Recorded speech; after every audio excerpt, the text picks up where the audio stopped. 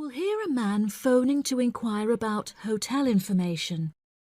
First, you have some time to look at questions 1 to 4.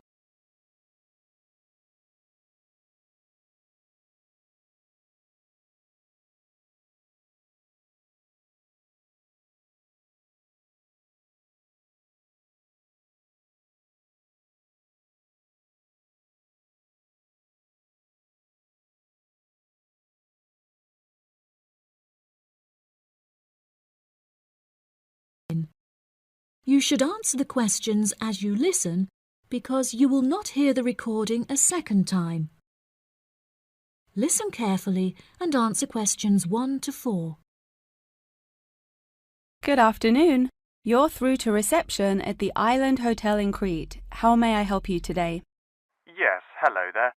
I'm hoping to book a double room for my wife and myself for about 2 weeks, from the 25th of April of this year. Firstly, could you tell me whether it's particularly hot during this time? Yes, of course, sir. During late April and early May, the daytime temperature shouldn't exceed 19 degrees Celsius. But the weather has been rather erratic and difficult to predict in recent years, so I am unable to say for certain. Okay, that sounds good. My wife doesn't like going outside when it's very hot.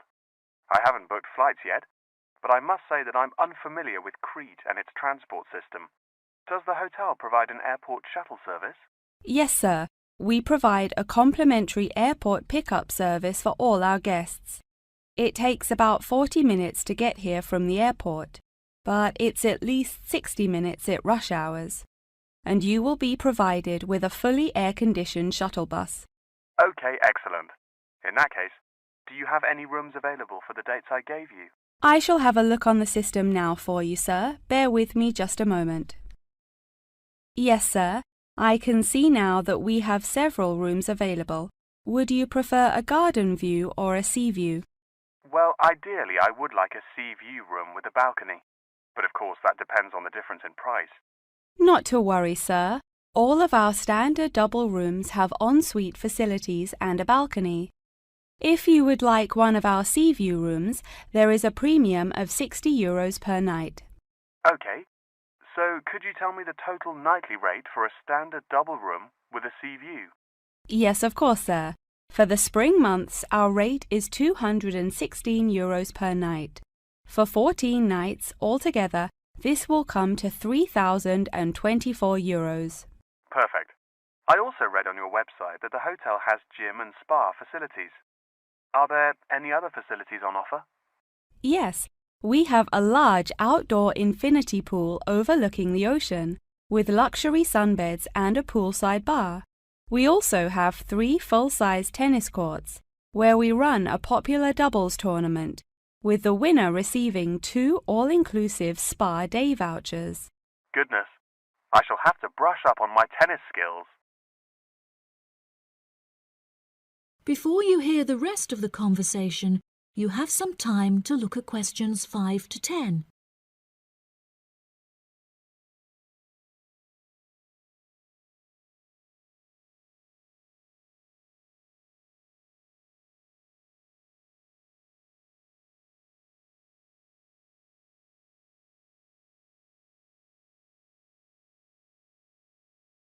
Now listen and answer questions 5 to 10. Are there any other activities organised by the hotel that we can partake in? It's just that it's our wedding anniversary on the 30th of June, and I would like to provide my wife with a perfect romantic getaway. I can assure you, sir, that your wife won't be disappointed. Ours is a 5-star resort, which is renowned for its luxury and beauty. In terms of activities, the hotel provides thrice-weekly entertainment.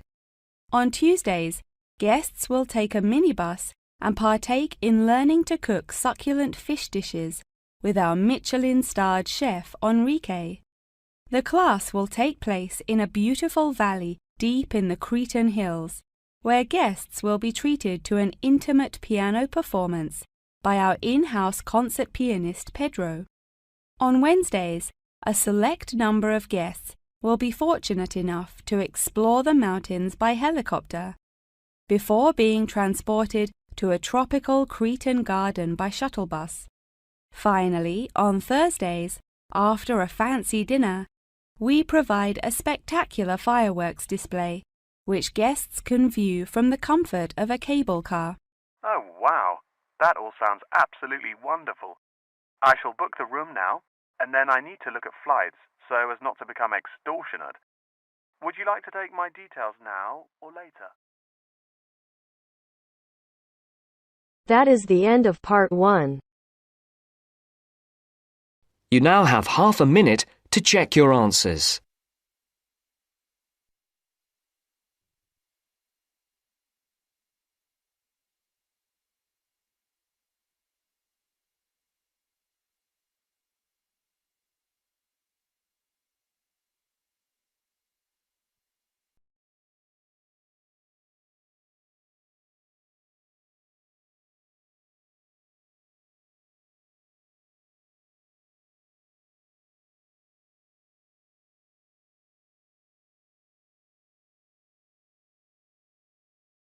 Now turns to part 2. Part 2. You will hear a tour guide giving a talk about a relaxation centre. First, you'll have some time to look at questions 11 to 14.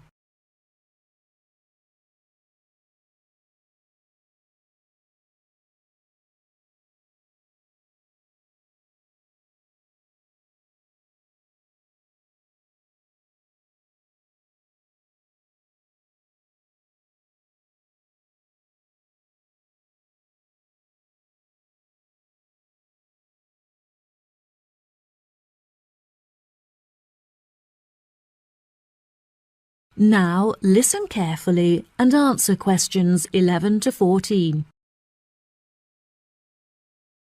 Hello everyone, my name is Sally. Welcome to our globally renowned spa and relaxation centre here at Island View Estates. Before you all wander off and begin exploring the facilities, I'd like to go over a few things. Now, this year is a very special milestone for our beloved centre, as it is our 25th anniversary. I understand that this means you have all paid an increased price for your tickets, but I can promise that all of the events we have scheduled for your enjoyment will make the costs well worth it. I know that all of you have travelled a long distance to make it here to the centre of the New Forest, but it is thanks to its remoteness that our centre is such a beautiful place to relax. I'm sure you are all keen to find out what activities we have arranged for you, so I will give you a quick overview. Tomorrow we have arranged for you all to participate in a yoga session for the duration of the morning, followed by a day of relaxation at the pool, where we have ample sun umbrellas to protect you from the sun.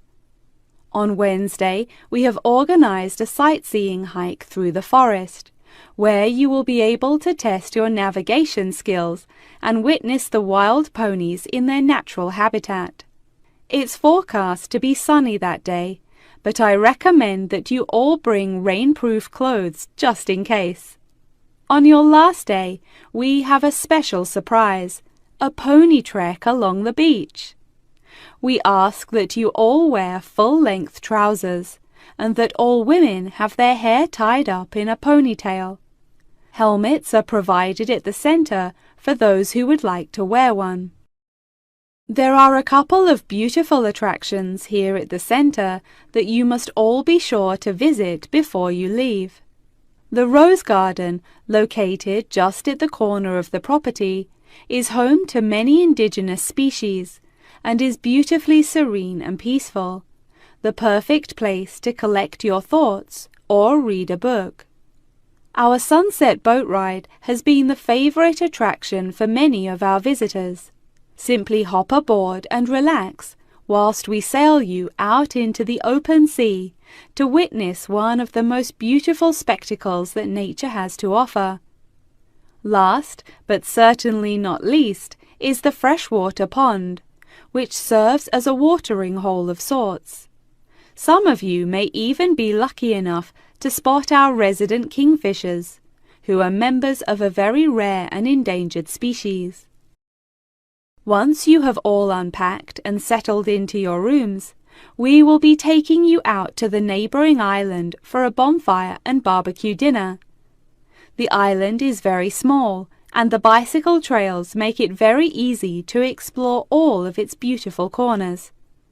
As the island is entirely separate from the mainland, it has never been inhabited by wildlife, so you can all roam freely and safely. We have some bonding exercises for you all to take part in around the bonfire, where you can potentially make new friends and discover a lot about yourself. Before you hear the rest of the talk, you'll have some time to look at questions 15 to 20.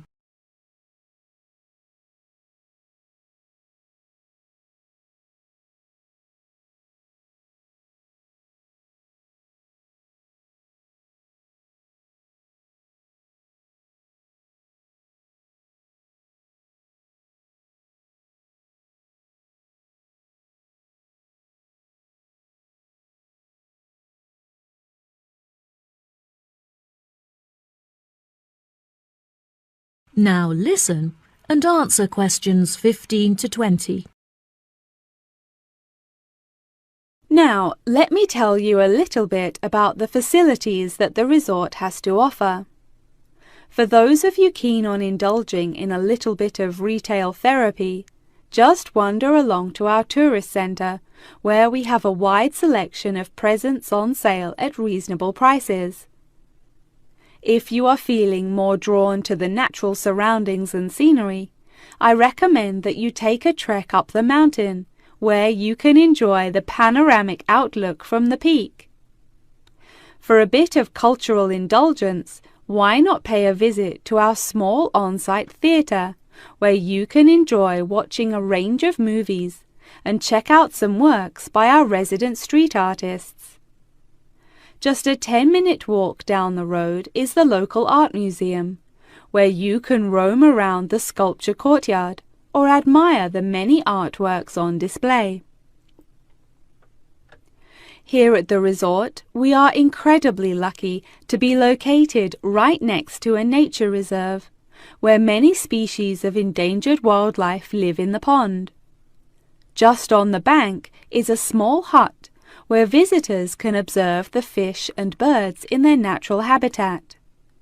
Now, if any of you are interested in history, you have the very interesting opportunity to visit the ancient building at the south side of the grounds. The building is now a museum. However, it originally served as a jail for those charged with crimes of treason against the royal family. Well, that just about rounds it up. Now, if anyone has any questions? The end of part 2. You now have half a minute to check your answers.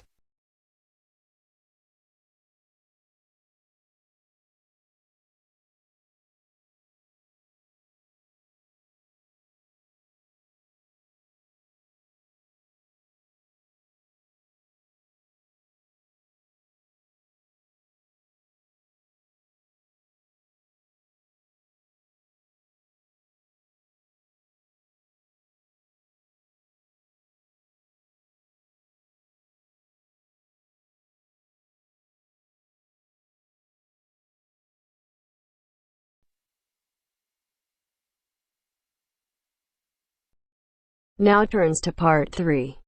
Part 3. You will hear a conversation between a professor and a student talking about taking a course. First, you have some time to look at questions 21 to 25.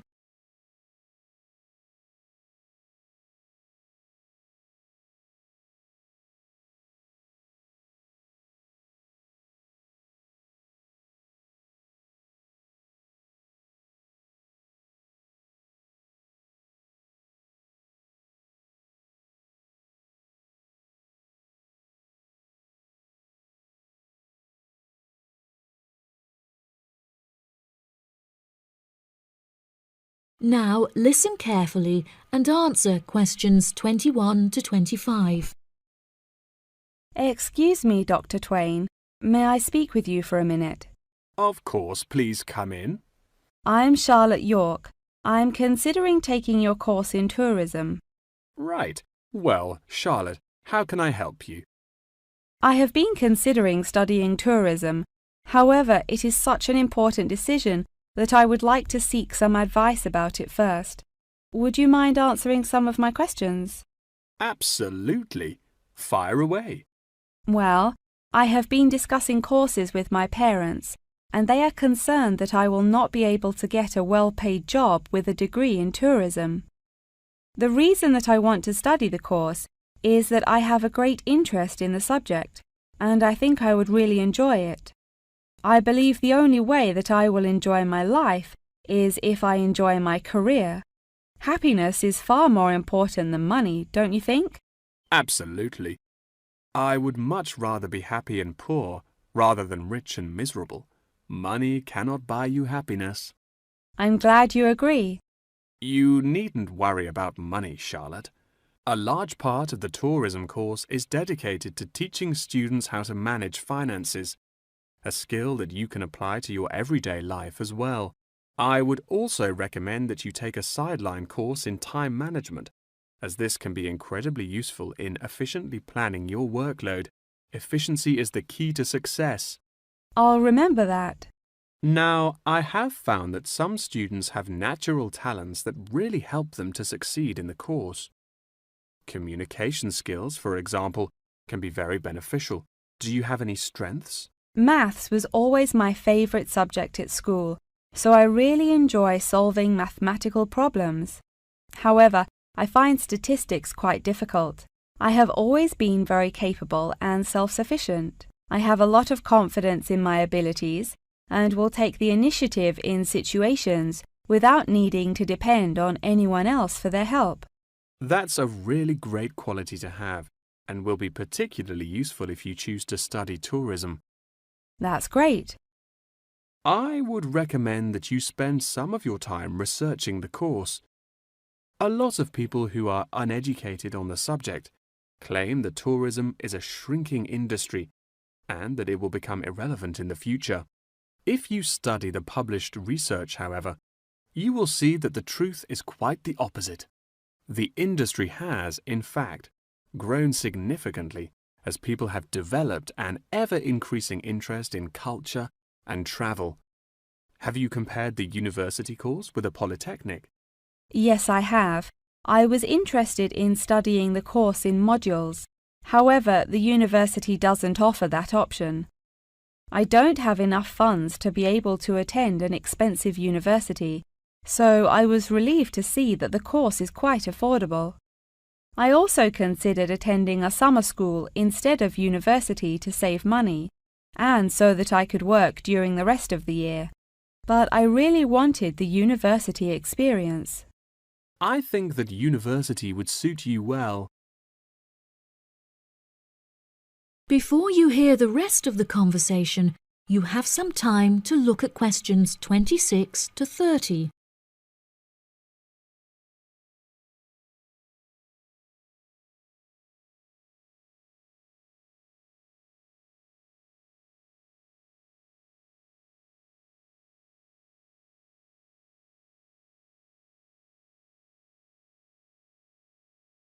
Now listen and answer questions 26 to 30. Now, what about the courses? Are you interested in any of the other subjects on offer? I have looked at a few.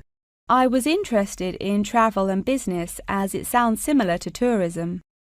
That is really worth learning. However, be aware that it is difficult and will demand a lot of your time. Okay, that's good to know. You might find that Japanese is an interesting course and it will teach you valuable skills in speaking the language. Personally, it's not bad and could be of some help, but not that much. Okay, Japanese. Got that. What about medical care? Well, if you have time, the course will teach you a lot about curing diseases and illnesses or dealing with injuries outside, although it's not essential. So, okay, if it's useful, I'll take it. If you enjoy using technology and are worried about fulfilling the entry requirements, computing is very relaxed about the skills that applicants must possess. I'm terrible with computers, so I'm not sure that I would enjoy that course. How about public relations? Yes, I would recommend that course. It would be related to entering the tourism industry, as it will educate you on how to approach clients and develop associations with them. That's great. Thank you so much for your help. That is the end of part 3. You now have half a minute to check your answers.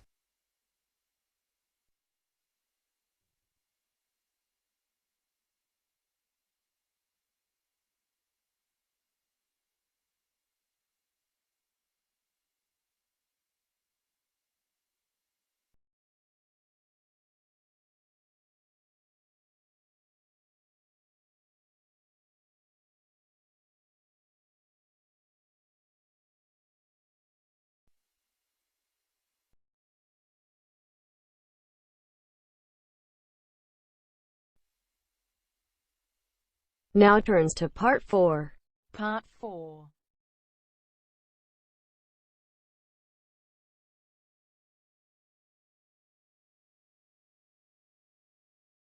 You will hear a talk about a research project on the tiger shark. First, you have some time to look at questions 31 to 40 on pages 7 and 8.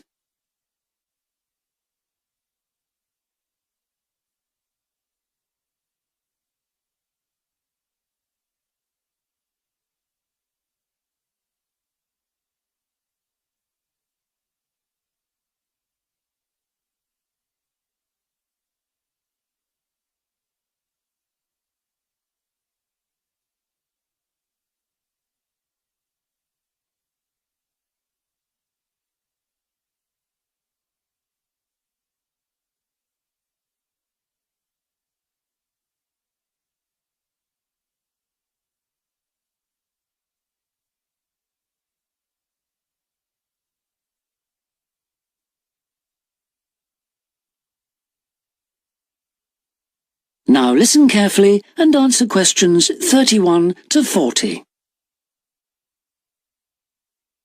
Good morning, everyone. Today I'm going to talk about the research project I've been involved in on the tiger shark. First of all, some background information.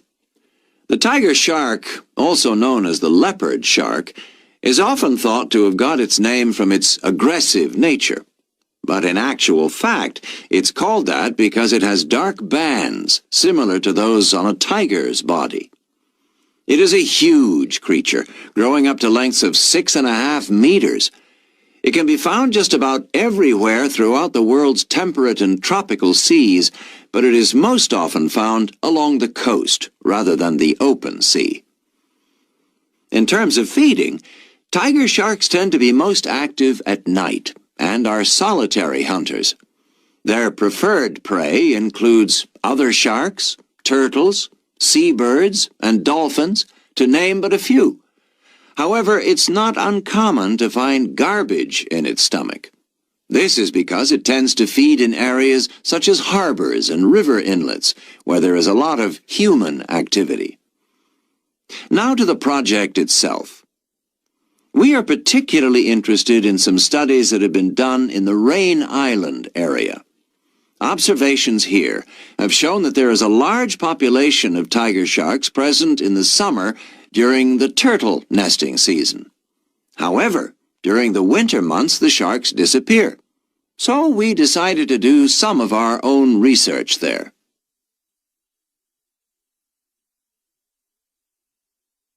The first step was to tag a number of sharks so that we could follow their movements. To do this, we first needed to catch the sharks. Early in the morning, we baited lines with large bits of fish and set them in place. These lines were then checked every 3 or 4 hours. If no sharks were caught, the baits were replaced. Once a shark had been caught on one of the baited hooks, it was pulled in close to the boat and secured so that we could carry out a number of brief activities to aid our research. This usually took no more than about 10 minutes and was carried out as carefully as possible to minimize any stress to the shark. Each of the tiger sharks that we caught was measured and fitted with an identification tag, and also a small amount of tissue was taken for genetic studies. For some larger sharks over 3 meters long, we also inserted into the belly a special acoustic tag capable of sending satellite signals, while on other large sharks we attached a camera to the dorsal fin to enable us to study the behavior and habitat use of the sharks. After this, the shark was released, and we were able to follow its movements. So what was the purpose of all this tagging? Well, while we were already familiar with some aspects of the tiger shark's behavior and food sources, what we hoped to do in this project was to see exactly what factors affected the migration patterns of tiger sharks and whether it was, in fact, food, weather, and reproductive needs. These are some of our findings. On February 21st, a large female shark, whom we named Natalie, was attracted to our research boat at the northern tip of Rain Island and fitted with one of the satellite tags I've just mentioned. No transmissions were received from Natalie between April 2nd and April 29th, indicating that she didn't surface to feed during this period. The area in which she was last reported is very shallow, suggesting that she may have changed her feeding preferences during this period to focus on prey found on the sea floor. We also made a number of other discoveries, thanks to the various transmitters we used. It seems that tiger sharks move back and forth between the ocean floor and the surface quite often. This may help the sharks conserve energy while they swim, but it probably also helps them hunt, since this movement back and forth maximizes its chances of not being detected by its prey until the last minute. So far, our findings have not been conclusive. However, we have gained some very interesting insights into the behavior of tiger sharks and are now hoping to develop our research further. That is the end of part 4. You now have half a minute to check your answers. Yeah.